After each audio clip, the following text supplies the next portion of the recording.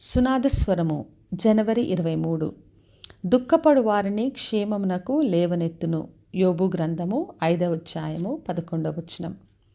మరి ఎవరైనా క్రింద పడినప్పుడు వెంటనే మనం చేయి చాపి వాళ్ళని పైకి లేపుతాం. అలాగే ప్రభువు చెప్తున్నాడు, మనం ఏ పడిపోయిన స్థితిలో ఉన్నా, నేలపైన ఉన్న, దుఃఖంలో ఉన్న, కన్నీరులో ఉన్న, పాపపు స్థితి అయినా, శాపమైన, రోగమైన, సమస్యలైన, బంధకములైన ఏ పరిస్థితి అయినా కూడా ఆయన పైకి లేవనెత్తే దేవుడని మనకు వాగ్దానం చేస్తున్నాడు.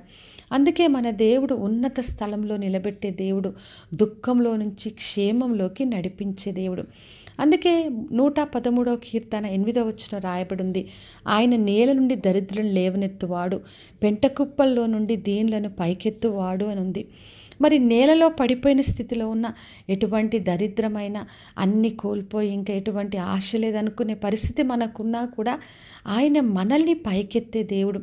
మన దరిద్రత నుండి, మనకున్న ప్రతి బలహీన స్థితి నుంచి లేవనెత్తుతాడు. ఎటువంటి పెంట కుప్పల పరిస్థితి అయినా, ఎటువంటి బలహీన స్థితి అయినా, పాపపు స్థితి అయినా, ఏ పొరపాట్లైనా, ఇంకా మార్పు లేదనుకున్న పరిస్థితి అయినా కూడా ఆయన పైకి లేవనెత్తే దేవుడు.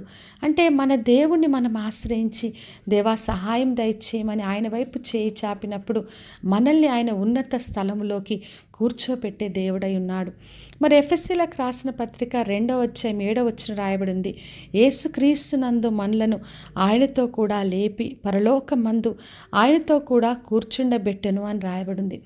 మనలందరినీ కూడా యేసుక్రీస్తు ద్వారా దేవుడు పైకి లేవనెత్తాడు. మన పాపం నుండి, మనకున్న దాస్యం నుండి మనల్ని లేవనెత్తి పరలోకమందు ఆయనతో పాటుగా కూర్చోబెట్టే గొప్ప భాగ్యాన్ని మనకు అనుగ్రహించాడు. అందుకనే నా ప్రియ సహోదరి సహోదర, ఇప్పుడు ఏ పరిస్థితిలో ఉన్నా, ఏ బలహీన స్థితి అయినా, ఏ పాపమైనా, ఏ దుఃఖమైనా, ఏ కన్నీరైనా ఆయనను ఆశ్రయిద్దాం. ఆయన ప్రతి పరిస్థితి నుంచి లేవనెత్తే దేవుడు. దీనత్వంతో ప్రభువా నాకు సహాయం దయచేయమని చేయి చాపినప్పుడు మనకున్న దుఃఖంలో నుండి క్షేమంలోకి, సమృద్ధిలోకి, నిత్య జీవంలోకి నడిపించే దేవుడు. కాబట్టి విశ్వాసంతో ఆయనను ఆశ్రయించి ఆయన బిడ్డలుగా ఉన్నత స్థలంలోకి ఆయనతో పాటు కూర్చుందాం, ప్రార్థన చేసుకుందాం. పరలోకమందున్న మా తండ్రి, మా దేవ, ఈరోజు ఇచ్చిన వాగ్దానం కొరకే వందనాలు తండ్రి. ఎవరు ఏ దుఃఖంలో ఉన్నారో, ఏ కన్నీరులో ఉన్నారో ప్రభువ, వారందరినీ తండ్రి లేవనెత్తమని అడుగుచున్నాం. వారికి క్షేమము దయచేయండి, నేల నుండి లేవనెత్తండి. వారికి ఉన్న తండ్రి ప్రతి బలహీనతలోంచి, రోగంలోంచి, వ్యాధుల్లోంచి పైకి లేవనెత్తి ప్రభువ మీ ఉన్నత స్థలములో మీ బిడ్డలుగా రాజైన యాజక సమూహంగా ప్రతి ఒక్కరిని కూర్చోబెట్టమని యేసు నామములో అడిగి వేడుకొంచున్నాను తండ్రి, ఆమేన్. ఈ శుభవచనము వినుచున్న ప్రతి ఒక్కరి జీవితంలో నెరవేర్చబడునుగాక. నేను మీ ప్రియ సహోదరి మంజులా చరణ్.